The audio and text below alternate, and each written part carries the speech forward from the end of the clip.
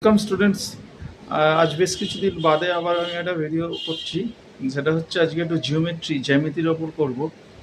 তোমরা শুনে থাকবে, এটা ক্লাস 9 এবং 10-এর স্টুডেন্টদের জন্য বেসিক্যালি দুটো ক্লাসকেই কভার করছি। যে তোমরা সমস্ত বোর্ডে তোমরা শুনে থাকবে যে ধরো তোমাদেরকে বলা হলো একটা বিন্দু দিয়ে কটা বৃত্ত আঁকা যাবে। মানে একটা বৃত্ত মানে অন দ্য সার্কেল, মানে যেটাকে আমরা সার্কামফারেন্স বলছি বা পরিধি বলছি, একটা যে বৃত্তের রেখা তার উপরে বিন্দু একটাই থাকবে। তাহলে একটা বিন্দু দিয়ে আমি অসংখ্য বৃত্ত আঁকতে পারি।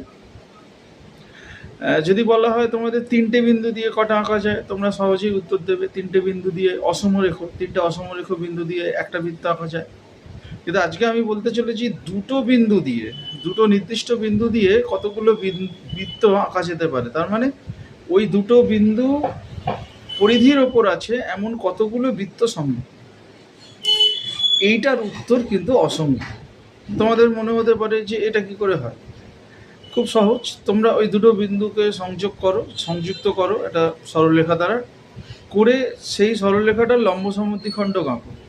যারা তোমরা ক্লাস 10-এ পড়ছো, যারা লোকাস পড়েছো তারা জানো যে এখন এই দুটো বিন্দু সংযোগকারী যে সরলরেখা, এটার যদি তোমরা লম্ব সমদ্বিখণ্ডক আঁকো, ওই লম্ব সমদ্বিখণ্ডকটা হচ্ছে এই দুটো বিন্দুর লোকাস। ওই লম্ব সমদ্বিখণ্ডকের ওপর যে কোনো স্থানে তোমরা কেন্দ্র করে ওই দুটো বিন্দু ধরে তোমরা একটা বৃত্ত আঁকতে পারবে। তার মানে আমরা কি জানলাম, দুটো নির্দিষ্ট বিন্দু দিয়ে আমরা অসংখ্য বৃত্ত আঁকতে পারি।